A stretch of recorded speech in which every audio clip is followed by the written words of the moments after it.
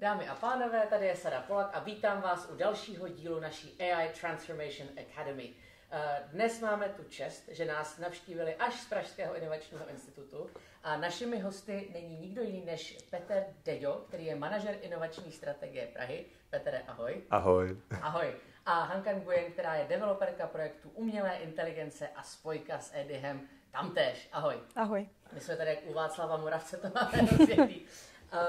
Já se rovnou zeptám na první otázku, protože vlastně cílem tady toho videa, tady té kapitoly, tak je vlastně uchopit, jak funguje pražský inovační ekosystém a jak firmy, které se na to zajisté dívají, se mohou odnavigovat v tom komplexním mustru Edyhu a různých příležitostí, které pro ně u vás jsou a jak s vámi mohou kooperovat. Takže Petere, já se zeptám nejdřív tebe. Áno. Co Pražský inovační institut dělá? Co jste zač? Co tam kutíte? Jasné. No, tých odpovedí by na to mohlo byť mnoho, ale to, ako to vidím ja, vidím Pražský inovačný inštitút tak, že je to vlastne mestom založený think tank, ktorý sa zameriava na rôzne druhy politík. Jednak to môžu byť, alebo môžu, ale sú politiky vzdelávacie, takže tam máme kolegov, ktorí sa zaoberajú práve vzdelávacími politikami a potom to, odkiaľ sme my s Hankou, sú to politiky alebo politika zameraná na podporu inovácií. Takže teraz je vlastne moderný prístup inovačnej politiky sa volá tzv. RIS3 a znamená to Research and Innovation Smart Specialization Strategy. No a asi, ak by sme to tak nejak chceli popísať, tak to bude ešte nejaký koncept z roku 2008, kedy si Európska komisia uvedomila, že nedrží krok so Spojenými štátmi a prostriedky, s ktorými sú financované štrukturálne fondy, nie sú využívané moc efektívne. Takže preto poprosila takú partu švýcarských akademikov kolem Dominika Foré o to, aby pripravili nejaký koncept, nejaký rámec, prostredníctvom ktorého by sa práve tie prostriedky zo štrukturálnych fondov mali prerozdeľovať.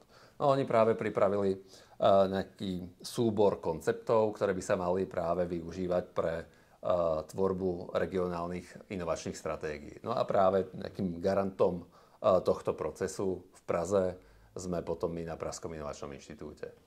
Jasně. Takže jde o to, že je tady nějaký balík peněz z různých zdrojů. Evropa chce inovovat, chce držet krok vlastně se světem a s tím rapidním tempem technologického pokroku.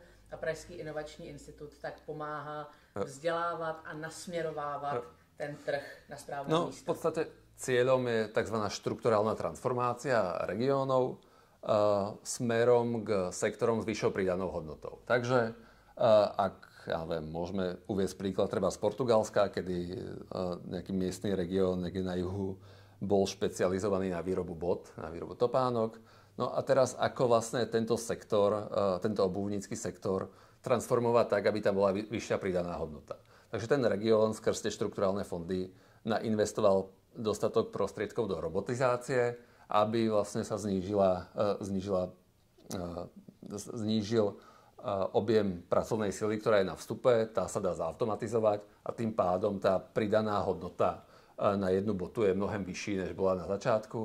A tak vlastne ten región dokáže konkurovať na globálnom trhu vlastne rôznym čínskym regiónom alebo Bangladéšu, ktorý je v tomto súčasnej dobe hegemón. A obdobne to môže byť napríklad aj s umelou inteligencií, kedy vlastne kombinácia nejakého tradičného sektoru a umelej inteligencii zvyšuje tú danú pridanú hodnotu v regióne a to by sme sa radi snažili replikovať i v Praze. Aj keď my k tomu pristupujeme vlastne trošku inak, tú štrukturálnu transformáciu vlastne máme vytipovanú v takých 5 základných oblastiach, alebo skôr 4. A tá AI vlastne síce niekto k tomu pristupuje ako k sektoru, ale ja to vidím skôr ako nástroj, ktorý sa samozrejme implementuje do iných segmentov. A v Praze k tomu pristupujeme tak, že jednak tu máme nejaký tradičný letecký priemysel a príbuzný sektor s vyššou pridanou hodnotou je space. Takže práve sa snažíme koncentrovať ľudské a finančné kapacity a presunúť ich vlastne z toho leteckého priemyslu viac do toho vesmírneho priemyslu. Obdobne treba, že v Praze takto populárny farmaceutický priemysel, alebo je tu nejaká tradícia a orientácia farmaceutického priemyslu na sektor s vyššou pridanou hodnotou je práve smerom k biotechnológiám, tak to je ako keby ten ďalší prípad tej chytrej specializácie. A potom napríklad Praha je vlastne celkom významným kultúrnym centrom minimálne regiónu a je tu vlastne vhodný základ, vhodný fundament pre tvorbu nejakých kultúrne-kreatívnych odvetví, ktoré sa v dnešnej modernej dobe prezentujú ako napríklad gaming alebo vlastne VR, AR, keďže na to, aby vznikla nejaká počítačová hra, tak nie sú potrební iba programátori, ale vlastne je tam celý ten establishment kolem od kreatívcu, nejakých vlastne ľudí, ktorí píšu scenár a uživia sa kolem toho vlastne mnohé kreatívne profese. No a to je asi vlastne potom poslednou doménou specializácie sú takzvané urbánní inovace a tam vlastne by sme radi implementovali práve AI do rôznych mestských procesov. A netvrdím, že to práve děláme iba my v Pražskom inovačnom inštitúte, skôr pripravujeme nejaký legislatívny rámec v podobe tej inovačnej stratégie, ktorý by dal ostatným organizáciám nějaké noty, jak to dělat. Perfektní. Takže vy vlastně připravujete ten inovační ekosystém, máte vytyčené nějaké priority, ať už AI jako takový plošný nástroj, ale právě třeba space, gaming, ten farmaceutický průmysl, biotechnologie atd. Hani, já se teďka zeptám tebe, ty jsi v Pražském inovačním institutu, podle toho, kdy se na to díváte, protože se na to určitě díváte opakovaně i v roce 2025 a stále to sledujete dokola, ale nyní je léto 2024, takže ty jsi tady nově, ale zároveň už si prošla máš nemálo zkušeností z toho AI sektoru, takže jsme rádi, že jsi teďka tady v tom inovačním institutu. Ty jsi zároveň zmínila, že jsi EDIH spojka, takže máme popsaný Pražský inovační institut a teď EDIH je nějaká subkategorie vlastně těch služeb nebo té pomoci, co vy poskytujete tomu sektoru a vlastně tomu trhu. V čem to spočívá? EDIH je Evropské centrum pro digitální inovace a v rámci Prahy se soustředíme hlavně na AI a ML a myslím si, že to můžeme rozdělit do 3 kategorií, tu práci, kterou dělá. Ta první je propojování malých a středních podniků s akademickou sférou a se státní správou. Tím druhým je nějaké vzdělávání a tím třetím je posouvání transformativních procesů anebo detekce těch procesů v rámci AI pro právě malé a střední podniky a státní správu. Takže když jsem firma a kontaktuju tě jakožto EDIHovou spojku Pražského inovačního institutu a chci s umělou inteligencí nějak hybnout kupředu, ale ztrácím se v těch možnostech, nevím třeba úplně, jak začít. Co mě doporučíte, nebo jak vypadá ten proces, když se vlastně s vámi zkontaktuju? My jsme schopni zkonzultovat celý ten proces implementace AI a ML pro daný podnik. To znamená, že dokážeme zmapovat procesy, které tam probíhají, říct vlastně tomu subjektu, kde by dávalo smysl určité řešení zaimplementovat. Můžeme s nimi probírat taky v případě, že už nějaká řešení mají vymyšlená, jak je implementovat tak, aby to bylo ekonomicky výhodné, případně jak je upravit tak, aby to dávalo smysl. A potom je můžeme i dál vzdělávat v tom, aby ty procesy měly udržet a případně, aby je mohly rozvíjet. My jsme se nazvali AI Transformation Academy a samozřejmě ta transformace v oblasti umělé inteligence není jednoduchá, takže i když se třeba seženou ty prostředky z EDIHu, ty jsi zmínila jedna z těch noh, co vy poskytujete, tak je to vzdělávání. Za tebe, co je nejdůležitější, aby si ty firmy uvědomily, než třeba do toho EDIHu naskočí, aby mohly tou AI transformací efektivně projít? Myslím si, že je nejdůležitější si uvědomit, že AI je především nástroj pro nějakou vyšší efektivitu. Že to není jenom abstraktní koncept a buzzword, který je dobrý implementovat jen tak, aby tam byl, ale je dobrý si zmapovat, jakým způsobem to může pomoct přímo tomu konkrétnímu subjektu a zároveň je potom dost důležitý taky odhadnout, jak finančně nákladný a i personálně nákladný vlastně ten proces bude, jak na implementaci, tak i pro udržování. Hani, moc děkuju.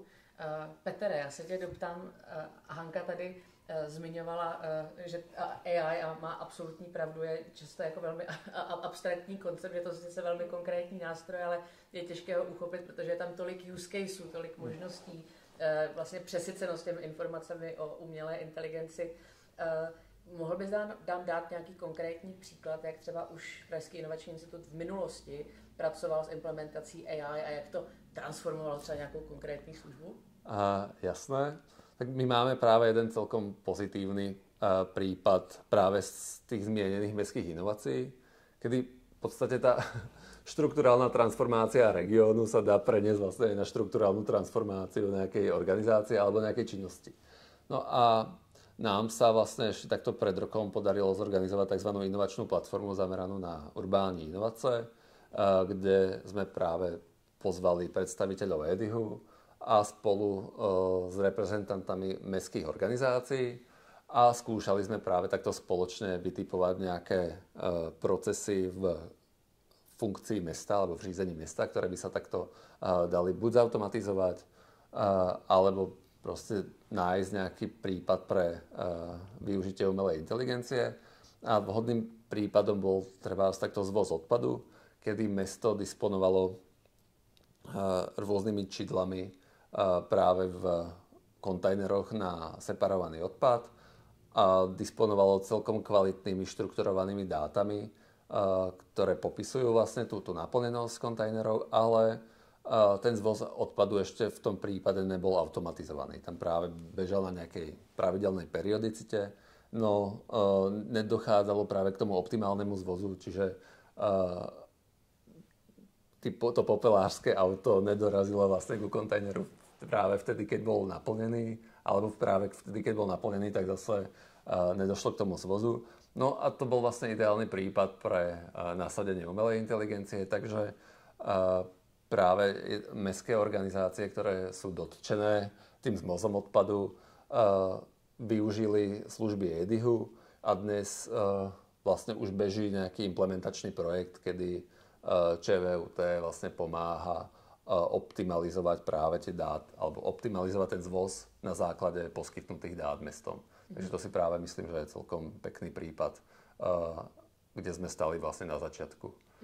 A to by sme vlastne radi replikovali aj do budúcna. Ty jsi zmínil ČVUT, ono vlastně ten kontakt s tou akademickou sférou není občas i jednoduchý, je proto děláme tady ta videa, aby jsme vám to trošku zjednodušili a ztransparentnili, co se tady vůbec děje za zavřenými dveřmi Českého vysokého učení technického. Pojďme se podívat na to, jak Pražský inovační institut kooperuje nejenom s dalšími členy konzorcia EDIHu, kteří se třeba zabývají také umělou inteligencí, jak tam funguje ten vztah a jak funguje ten technologický transfer právě s univerzitami, protože ČVUT je do EDIHu taky velmi pregnantně jako zapojeno. Tak jak vypadá tady ta spolupráce a tady ta intersekcionální domluva?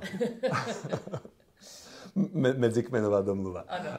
No, tak ono, samozrejme, ten vzťah je veľmi komplikovaný, keďže tie svety sú v podstate výrazne odlišné a sú poháňané inými motiváciami. A nájsť prienik vlastne v týchto motiváciách je často náročné, ale nie nemožné. A vlastne od toho sme tu my, keďže vlastne podľa nejakých štatistík Eurostatu som v minulosti narazil na to, že Praha je vlastne asi 5. región s najvyššou koncentráciou vedcov na 1000 obyvateľov. Takže ak by sme z toho vydestilovali len nejaké percento tých ochotných, tak stále v absolútnych číslach je to dostatok prípadov, kedy ten transfer môže prebiehať v optimálnej forme. Ten EDIH je vlastne vhodným príkladom toho, ako by mali vznikať tzv. Problem-driven inovácie. Vlastne ono práve čo sa týka toho technologického transferu, tak ten proces je vlastne obojsmerný. Občas sa stane to, že na tej akademickej pôde vznikne niečo zaujímavé a potom sa tomu hľadá využitie, ale zase ten proces môže byť aj opačný. Máme vopred definovaný problém, ktorý sa snažíme riešiť na tej akademickej pôde. No a práve skrz ten EDIH je možnosť, alebo EDIH prináša možnosť, ako riešiť tie konkrétne problémy v rôznych sférach, v rôznych subjektoch, v rôznych inštitúciách. Jednak práve buď vo verejnom sektore, buď malých a stredných podnikoch, alebo práve aj na akademickej pôde, ktorá nie je vlastne až tak dotčená tými technológiami, ako by mohla byť. Takže preto vlastne vidím obrovský potenciál pre využitie služieb EDIHu vlastne vo všetkých organizáciách, ktoré sú tak nejak namočené do spracovania dát, a vlastne ich trochu vyzývam, aby neváhali kontaktovať osoby, ktoré sú do toho zapojené, za nás napríklad Hanku. Perfektní. No tak ty jsi mě krásně nahrál. Hanko, já se tě ještě zeptám, tak vem si, že jsem organizace, co je namočená do nějakým způsobem do zpracování dat, respektive mám jich hodně a chtěla bych to posunout na nějakou další úroveň. Samozřejmě první věc je kontaktovat tě a potom už se dějí vůle boží, respektive vůle Pražského inovačního institutu. Ale co má mít připraveno, aby ta naše komunikace byla co nejjednodušší, aby ty se s tím taky nemusela trápit? Je tam nějaký checklist, třeba mít data v nějakém pořádku nebo mít něco připraveného, aby vlastně ta spolupráce proběhla hladce? Pro nás je nejdůležitější, aby tam byl dedikovaný člověk, co znamená, může pravidelně spolupracovat.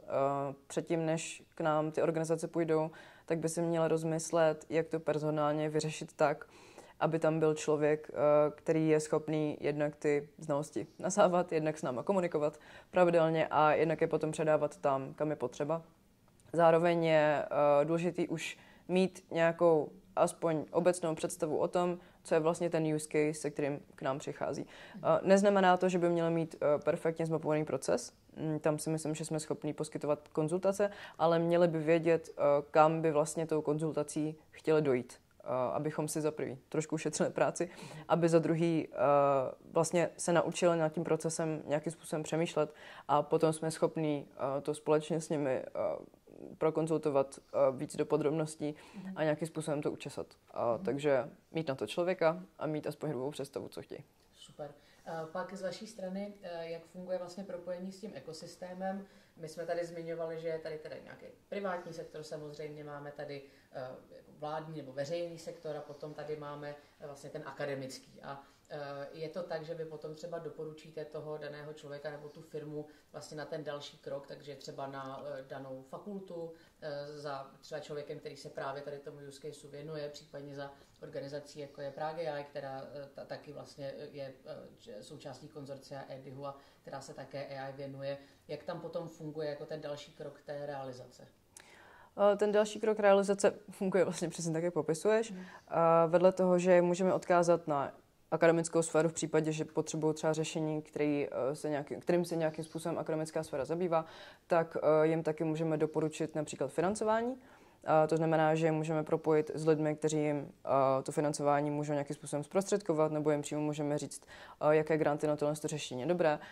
Můžeme je předat třeba do ESABICu, což je vlastně takový inkubátor pro různé organizace. A tím vlastním způsobem vlastně udržujeme nějakým procesu kontinuálním té inovace, aby to neskončilo jenom o konzultace, ale aby byli schopni vlastně tu realizaci dokončit nebo ještě nějak rozvíjet. Perfektní. Tak vidíte, dámy a pánové, Hanka také takové naše delfské orákulum. Nevíte, chcete dělat AI, přijdete a zjistíte. Tak, veni vidi vici v reálném životě, co se týče EDIHu. Hanko, moc děkuju a určitě dáme sem i kontakt, abyste věděli přesně, jak Hanku a Pražský inovační institut co nejlépe skontaktovat. Zároveň jde získat tady k tomu více informací. Petere, ještě to zakončím otázkou. Vy jste zmiňovali vzdělávání a vůbec budování toho pražského inovačního ekosystému, aby to šlapalo, aby to ty lidi bavilo. Co máte v plánu do budoucna? Co je takový ten sen, i třeba v oblasti toho vzdělávání nebo různých aktivit, kterým se chcete věnovat? Tak asi by som zmenil dva konkrétne prípady. Jednak v PEI nás vlastne čaká aktualizácia inovačnej stratégie, s tým, že tá moja predstava o tom je asi taká, že obdobne ako územný plán je nejakou dohodou stakeholderov o nejakom funkčnom využití plochy, tak strategický plán alebo inovačná stratégia by mala byť práve dohodou stakeholderov o nastavení inovačného procesu. To znamená, že cieľom by malo byť práve zmapovať, čo musí vlastne potenciálny founder absolvovať od nápadu až po práve až po škálovaný scale-up, povedzme, alebo až cestu k unicornovi. A zistiť, ktoré fázy tohto procesu v Praze sú pokrytí, kde vlastne ten, povedzme, Dead Valley není až tak náročné, alebo to prekonať. A zase naopak identifikovať nejaké hluché, biele miesta, kde vlastne nikto neintervenuje a tam vlastne my ako z pozície nejakého verejného sektora alebo Prahy by sme dokázali intervenovať vlastne efektívne, aby sme pomáhali prekonať práve tie hluché miesta. Takže to je akoby jedna vec. A druhá vec práve, ktorá sa k tomu nabízi, alebo ktorá sa ponúka a vznikla tak trochu na báze komunikácie s Edyhom, je prekonanie znova nejakej priepasti medzi úradníkmi a policymakerami a súčasne medzi technológmi, kedy dochádza k tomu, alebo k nejakému trošku neblahému javu, kedy tí policymakeri, ktorí tvoria jednotlivé politiky, nie sú 100% nabrífovaní alebo nie sú si vedomí toho, čo vlastne ten technologický svet už dnes dokáže. A potom to možno treba skončí niečím ako AI Act. Ale tak, k tomu by som to by som nerád asi rozoberal. No, ale práve to je ako niečo, čím sa to dá dobre ilustrovať a preto, aby sme podobným prípadom predchádzali v českom prostredí, tak tomu by sme radi pripravovali nejaké vzdělávací programy do budoucna. Fantastický. Moc děkuju. Dámy a pánové, Edych je komplikovaný a naše inovační prostředí nejenom v Praze, ale vůbec v Čechách, v Evropě je také komplexní. Je tam spousta hráčů z vědecké, ze státní sféry, z privátní sféry. Pokud nevíte, co s tím, tak se vám nedivíme, ale nebojte, pomůžeme vám. Pokud máte hodně dat, myslíte, že ty data můžete vzít do dalšího levelu, nějak s nimi pracovat, nebo pokud se právě pohybujete v oblasti, ať už je to třeba space, biotechnologie, gaming a zajímá vás vlastně, jak tady ty inovace uchopit a pochopit a vlastně jak tady třeba sehnat i financování, tak nejen tady s tím, ale i se vším mezi tím v inovačním prostoru, tak vám může pomoct Pražský inovační institut. Běžte tam, zeptejte se. To říkal vždycky můj dědeček, když nevím, tak se zeptám. Takže právě Hanka Gujer, která je developerka projektu umělé inteligence a spojka s Edyhem, tak je na to ideální kontakt. No a Petr Deďo, který se věnuje inovační strategii Prahy, tak to jsou takový naši dva rytíři na bílých koních, kteří nám s inovacemi pomůžou. Já moc děkuji, že jste se připojili do tohohle dílu AI Transformation Academy. Držím vám se všem palce, vy se nestyďte, ozvěte se a vám přeji krásný zbytek léta. Tak moc děkujeme. Díky. Ahoj a my se vidíme u dalšího dílu.